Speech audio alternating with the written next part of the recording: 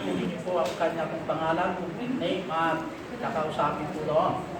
Pangalawa, at ang mga kapatiran sa ibang bansa, I hope and I believe by our prayers here in Gethsemane Christian Baptist Church, you are all there in good health. I pray na kayo po'y lahat ay laging mainit sa larangan ng paglilingkod sa katulad po ng ating kapatiran dito po sa Singapore. At hindi lang po ang Singapore, sa Hong Kong, kapatiran po doon, under kay Pastor Edgar Isquera. At hindi lang po doon, mga kapatiran na doon po sa Christ Baptist Church, and at the same time sa Norway, mga kapatiran doon. It is our prayers na kayo po'y lagi nasa mabuti kalagayan. Lalo na rin po dito sa bayan po ng San Mateo, Philippines. Ayan ang ating condition dito po sa Barangay Salvacion. Ang ating pong teksto, Hebrews chapter 2. Sa libro ni Hebrews.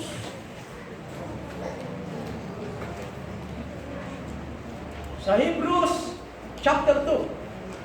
Lahat po tayo magsitayo sa Hebrews chapter 2, verse 14.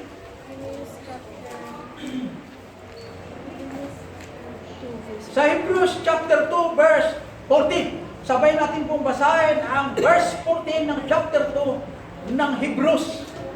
Go! For as much then as the children are partakers of flesh and blood, He also Himself likewise took part of the same, that through death He might destroy him that had the power of death, that is the devil, O God Almighty. Salamat, Panginoon, sa iyong mga salita na aming nabasa. Salamat po, Diyos, sa buhay na dinagdag mo ang bawat isa. Ganon din po ang kalusugan ng bawat isa. Patawarin mo, Ama, ang bawat kasalanan po namin na upang sa ganon kami po, Diyos, makatanggap ng biyaya na walang hadlang sa pagitan ng mga mensaheng mayag, paalaala sa bawat isa. At ganoon din pinatumatag kami ng panampalataya at magkaroon ng kagalangan na laging magpatuloy maglingkod na purihin ng iyong banal na pangalan. Dalayan ko, i-bless mo ang bawat nandito ngayon, Ama. Ganoon din po ang mga kapatiran sa ibang bansa. Dalayan ko rin, O Diyos, natulungan po ang iyong lingkod. I am a man of nothing, I give you up all.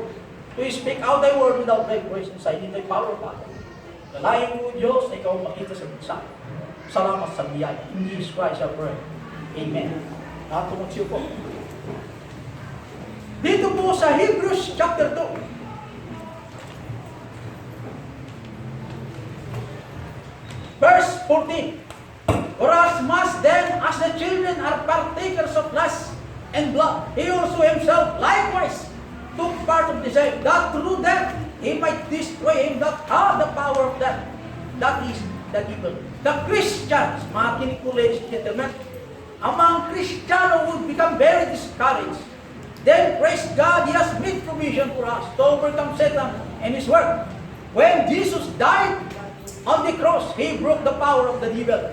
Ang mga Kristiyano, hindi po tayo mali-discourage. Huwag naman tayo magkaroon ng discouragement pagdating mayroon po tayong trials. Dahil lang po, ang Panginoong Diyos ay namatay sa bundok ng Kalbaryo, pinahirapan doon. Siya po ang sumira kay Satan.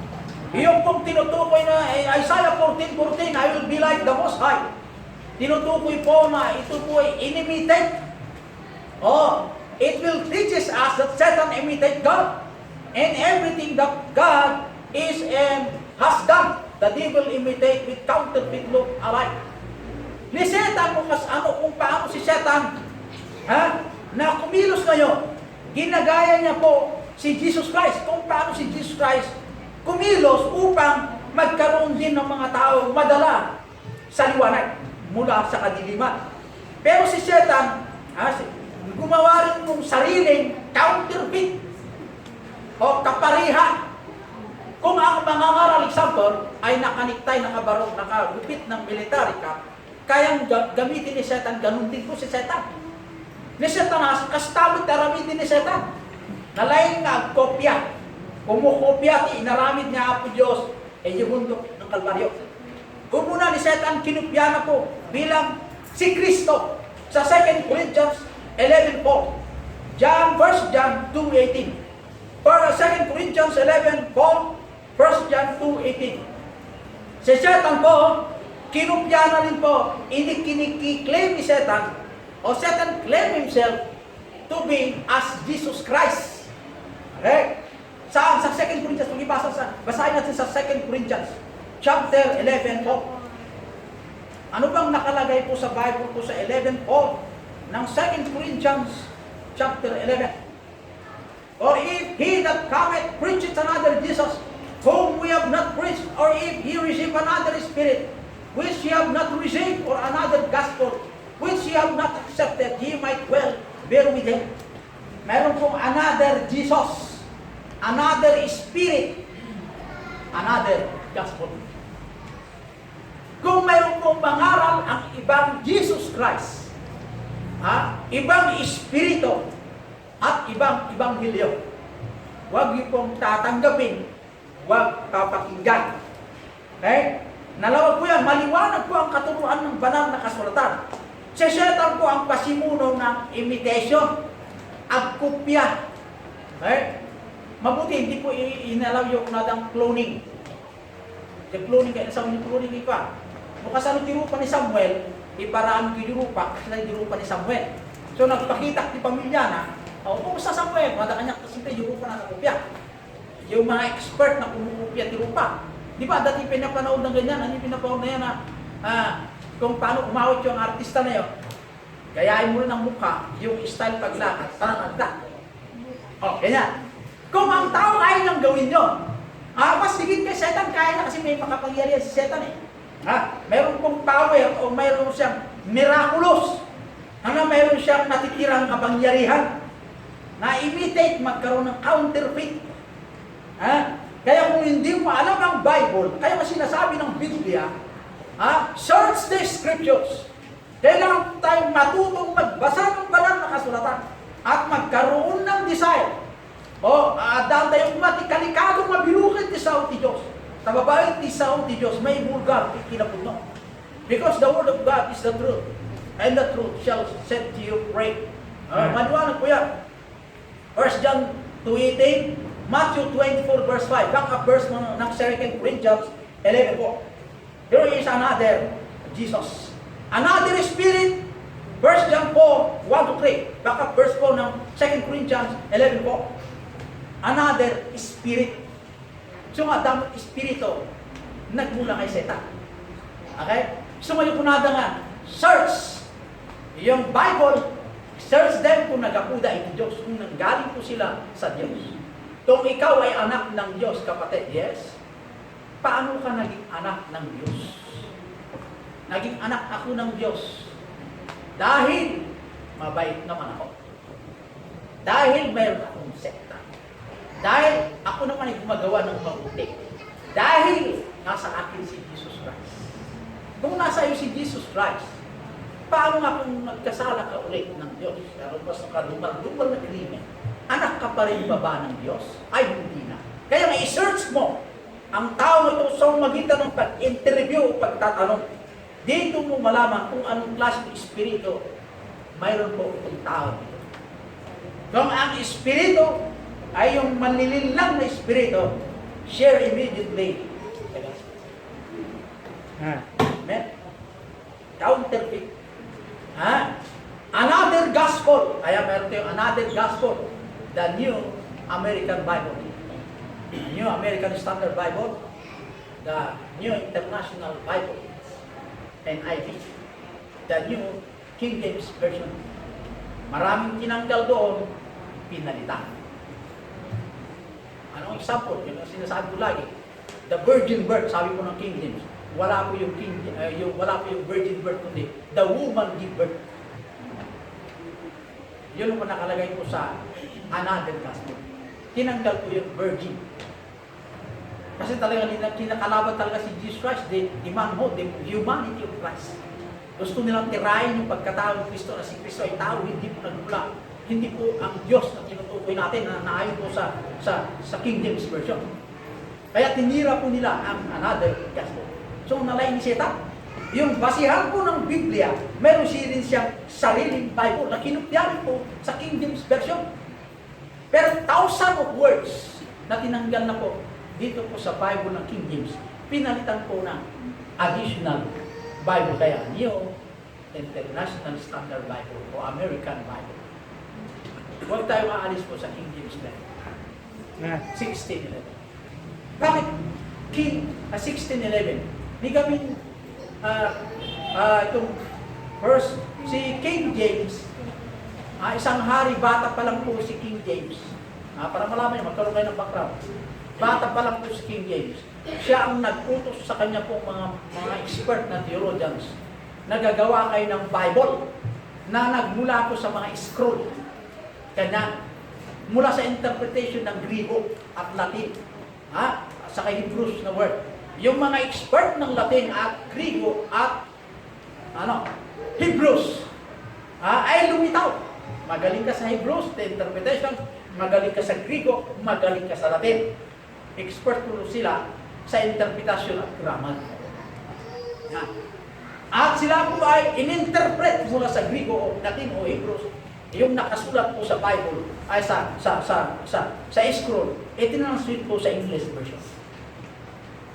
At God bless America ay itong English. Ito pong Great Britain. The King James version. At nung nakumpleto yung tananalain, bata pa lang, nagkararagay, hindi hari. Kaya susunod ang hari ng England. Praise God. Bata pa lang. At ang lahat ng councilor, anak ng Diyos. Tinatawag ang lahat ng magagaling sa salitang Griego, Hebrews, at Latin, at marunong sa grammar, interpreted to English version. At nagkaroon po ng miraculous nangyari. At inadmit po ng sanlibutan, kamangha-mangha ang pagkagawa ng King James version.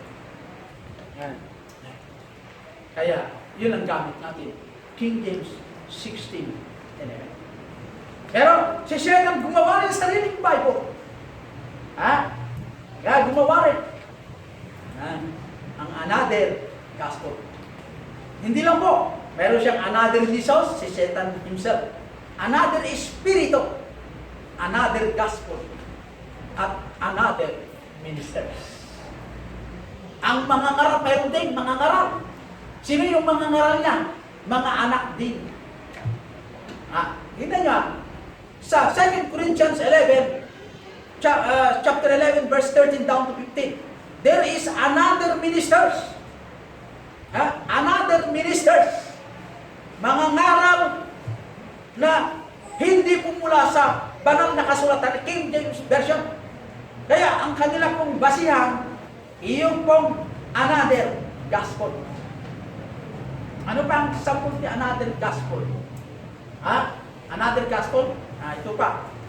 Si Jesus Christ is not God, but ni Jesus Christ is a human. Kinikilala po na si Jesus Christ ay tao, hindi po Diyos. Hindi Diyos. Dahil pinanganak ni Mary, physically, asawa niya si Joseph. Tama naman yun eh. Pero mali yung sinabi nila, hindi Diyos. Ipinanganak kay Maria at saka si Joseph, tama yun, nasa Bible. Pero walang sinabi ng Bible na hindi po Diyos si Jesus Christ. Walang sinabi ng Biblia. Kundi matatagpuan mo sa Bible, si Jesus Christ ay tao, si Jesus Christ ay God. Yan ang problema eh. Sinabi rin ng Bible, si Jesus Christ ay Panginoon. Nasa Bible po yan? Mayroon po. Kahit limang verse at 5 books, pwede nang matunayan niya. Na si Jesus Christ, isumot lang itikal man. Tatakin tumay ito ang man nakabaling. Ano mabaling nga duwat man nakabaling? Ano mabaling? Amo mabaling nga, I am the Alpha and Omega, the first and the last, sabi ni Jesus Christ. Sabi ni Jehovah na Diyos sa Old Testament, I am the Alpha, kung naman ni God the Father. In the Old Testament, siya, the Alpha and the Omega. Kung naman ni Old Testament, kung naman ni Jesus Christ sa New Testament, siya kung natin Alpha and Omega. Ano mabaling nga duwat sa Diyos niya ito? Kaya, handa maawatan tayo dahil. Yesu nga, puro tinira lahat po. Iyong pong pagkatao ni Kristo. Kung si Kristo ay tao, hindi po Diyos, hindi kayang magligtas si Jesus Christ. Kailangan halwa ang tigawa para makumpleto at kaligtasan dahil Jesus Christ, hanada tayo kaya ng isalakan, tahang gaya man nakabalik. Nudikit pas tipan nakabalik na. Okay? The another word of God, the Bible, 2 Corinthians 2:17. The another word of God, sudayjay, tinanggal da sinukatan. Satan can work miracles. Nahin po sa Acts 8:9 down to 11. Ni Satan makapag-milagrumay sa Acts 8:9 down to 11. Revelation 13 verse 14. So nga ni Satan, makaramit ba ti milagro? Naipalubo sa makaramit ti milagro. Satan as a counterfeit minister, similar to the gospel. Matthew 13:24 down to 30, 36 down to 43. Satan, kaya naman nagagamit iti sarili niyang minister sa magitan ng paggamit ng another gospel. So ano mo iti ebanghelyo? If you don't know the gospel o the Bible, maninlang ka. Bakit? Hindi mo alam ang Bible mo. Hindi mo alam. Makapag-present pa ni Satan the miracle in the name of Jesus Christ. Gagamitin naman lang naga ni Jesus Christ. Kahit maagasan dahil. Maagasan. Tanong, kasaluan maamong tatalo sino tipagpod mo? Kinag-isip, search yung tao kung nagmula sa tamang espiritu. Pangamong man tama o hindi, anak kapod ng Diyos kunada. Anak kapod ng Diyos, parehas ng anak niya kapod Diyos. Nagnakay ito'y. Tinaparanta may samot tayo. Nung kaligtasan mo by word, sikapit by grace. At kita itong tumbalik dyan, mali. Takunan ti Biblia, tipan na kayo salakan, at dapat ti Biblia. Makasama may salakan ni tao. Isuor na, madang tayo itong malamdaman niya, Baptist history. Tuloy natin yung Baptist history, o malamdaman. Kaya nga, yung counterfeit na ginawa ni Satan, the title of this message, Satan is on the borrowed time. Satan is on borrowed time. The defeated foe. Satan is a defeated foe. Is on a borrowed time. Kaya nasabi niyo borrowed time, kang kamatin ni Satan, di oras na ito kanya na winupanawin, basitan. Ipinagkalob ng Diyos sa kanya po, ipagkakataon ni Satan, dito'y daga. Basit, takna na kami. 1,000 years sa tao, 1 day lang sa Apo Diyos, kina Apo Diyos. So kaya nasabi, basit na nila. 1,000 years sa tao, kina Apo Diyos, 1 day lang.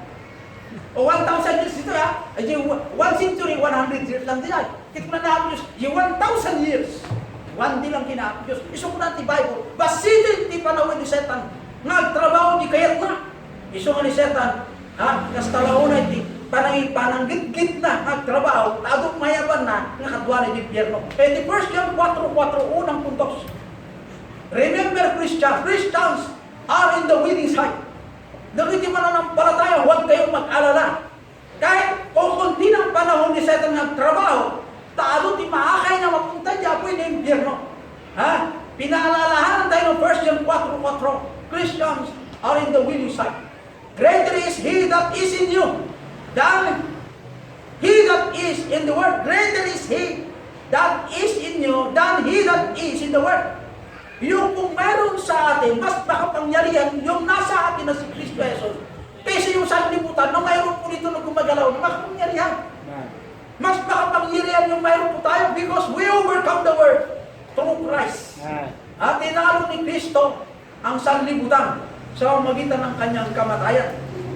Ephesians 6:10 down to 18. The undergarment, meron po tayong protection sa ating buhay. The undergarment. The whole armor of God. Iyon po ang kabal. Kabal po natin na nadyusan. Kabal. Na ikawis na kabal na nadyusan po na sa taas. Iyon po ang ating cover to fight Satan. Naayon po sa banal na kasulatan sa Ephesians 6:10 down to 11. The breastplate na binanggit po ng Bible, having your loins girt about with truth sa verse 14. Ang loins, naibarikas king ka, iti kinapudno. Nung naibarikas king ka, iti kinapudno, mahirapon si Satan, pasukin po tayo. Datayo kat nakasapatos po tayo, preparation the gospel of peace. May isuot pa ikadatayo iti gospel of peace sa verse 14. Ha? So nga, dahil isakam no magmag na, nakakover. Ha? Nakakover. Bakit gospel of peace? No, dalam gamin di gospel. Dalam masumamo iti kahaway. Di sa akin no magmag na gaya. Abda kanya na ti peace. Dahil di igyum mo nga baga kanya na. Igyum na kita kapayapaan.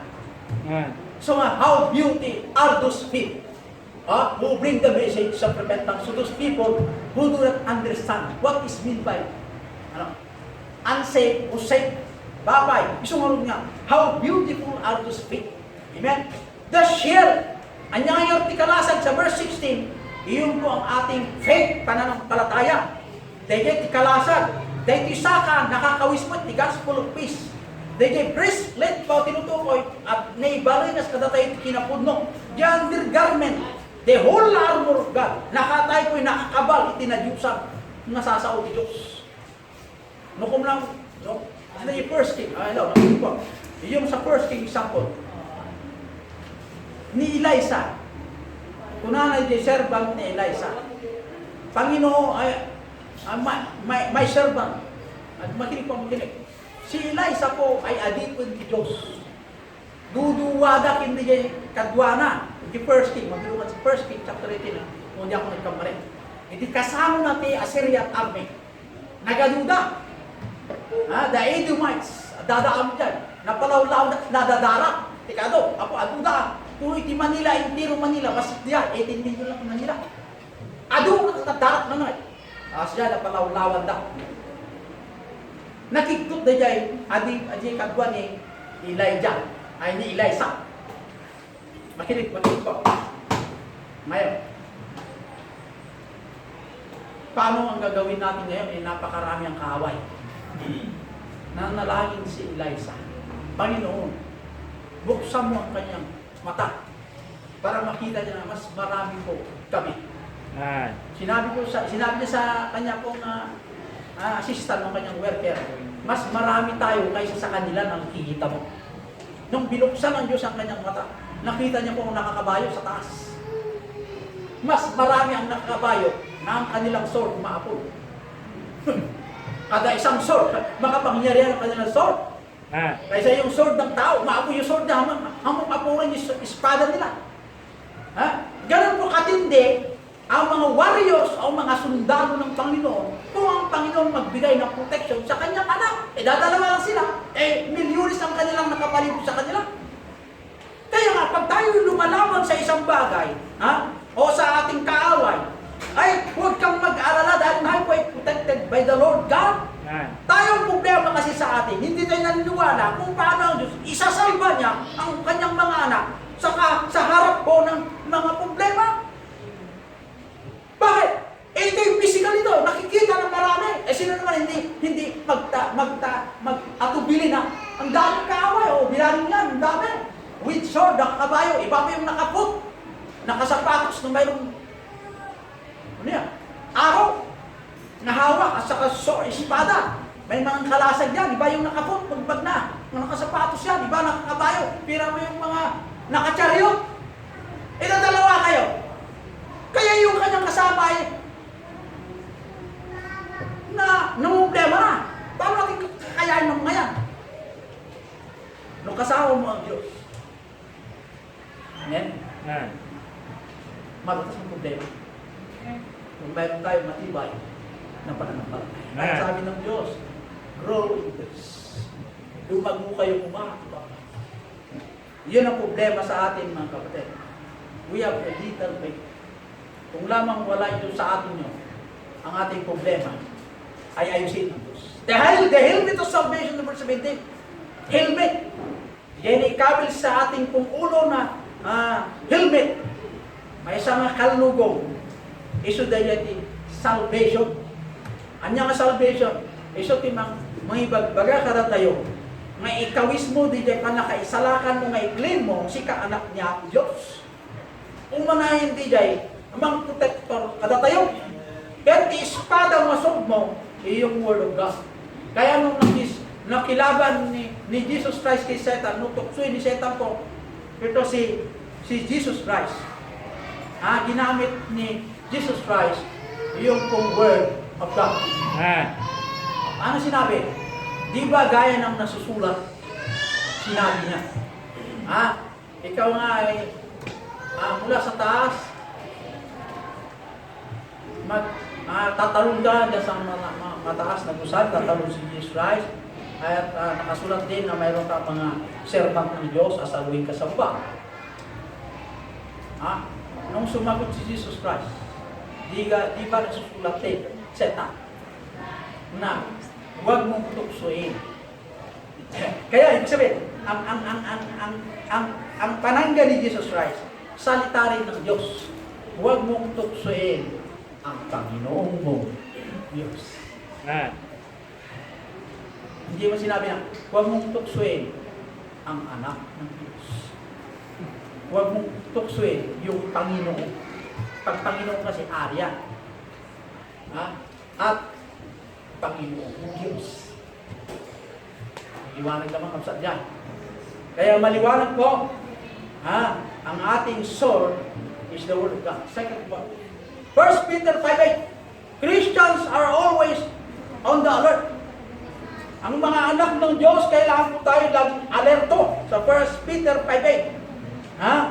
Maging mapagpigil po tayo, mapagpuyat. Ano yung mapagpuyat? Sa pagtulog lang, alerto ka.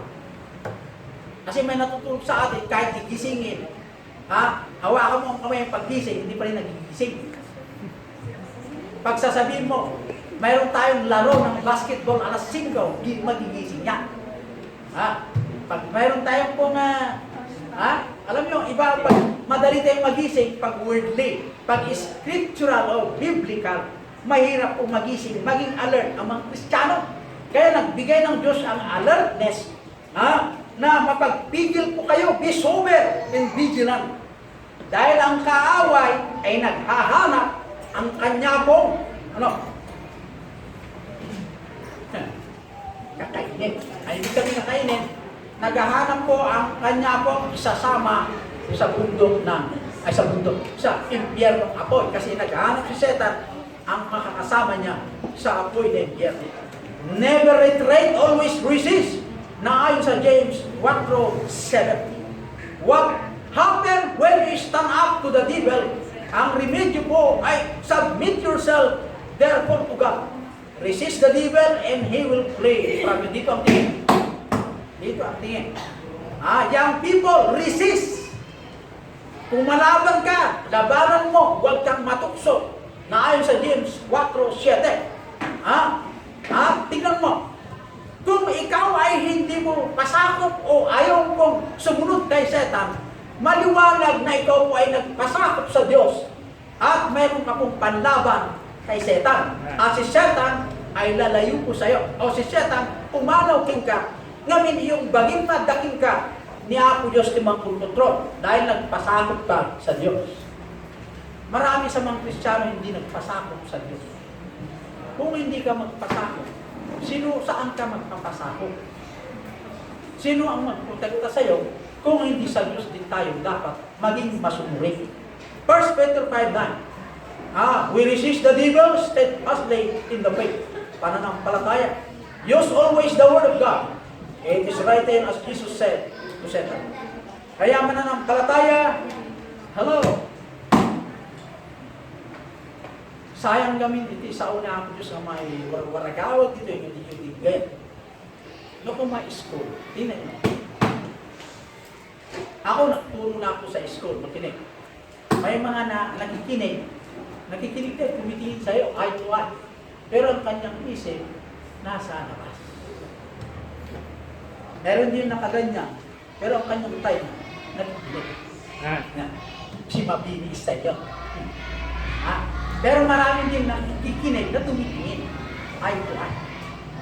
Ngayon, nung nagdigig ka, nagkastahan ba sa'yo? Rijay na ibaga mo nang igay. Nagdigig ka, mula pa kanta from the beginning to the last end. Among istorya na. Ngayon, nung nagdigig ka, paputit-putay, amol tamaw mo sa kompleto ng istorya. Am I clear, young people? Amen. Maliwanag na kailangan natin kalabanin the will of Satan. Dahil ang sabi ng Bible, kung tayo po ay pag-aari ng Diyos, we claim the victory. Dahil si Jesus Christ ang nagbayad na para sa atin, si Jesus Christ din ang humarap sa kaaway kung ang katawang ito ay nagpasakop sa kalooban ng Diyos. I will never forsake thee nor leave thee. Di kita iwanan. Maliwanag mo yan. Babantayan kita kahit marami ka ang kaaway. Bakit? Tayo po ay anak ng Diyos. Mahal ng Diyos ang kanyang mga anak. Kung ang kanyang mga anak ay masunurin. Kasi may mga anak na hindi masunurin eh. Kaya remember that Christian. Ang Panginoon, pinagpapala niya po ang kanyang mga anak na masunurin. Satan is on a borrowed time. Remember Christian, Satan is a defeated foe. Talunan si Satan kahit kailanman. Hindi nagwagi si Satan laban sa Diyos. Lagi po talunan. Huwag kayong kumampi sa talunan. Amen? Kayo po'y manalangin o God, Almighty God, Panginoon sa iyong mga salita. Napaalaala mo sa amin naman. Salamat po sa mga blessings. Salamat po, Diyos, na ikaw po ang naghirap, na ipanalo mo kami, na kami po'y papuntang langit dahil sarado sa amin ng impyerno dahil si Kristo ay nasa amin. Ang iyong pangako, Diyos, ay hindi nagbabago. Ang iyong pangako, kailanman o Diyos, ay hindi po umatras, kundi lagi po masusunod ang iyong mga salita.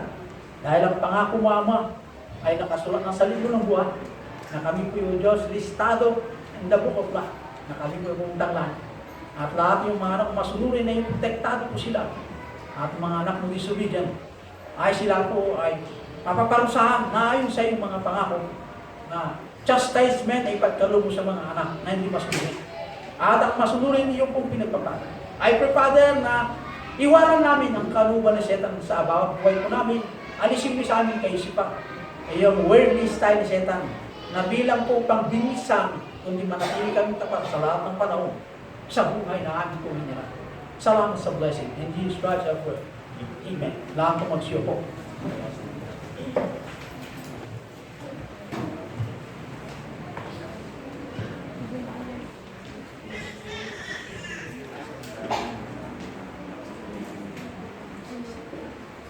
Lahat tayo magsitayo.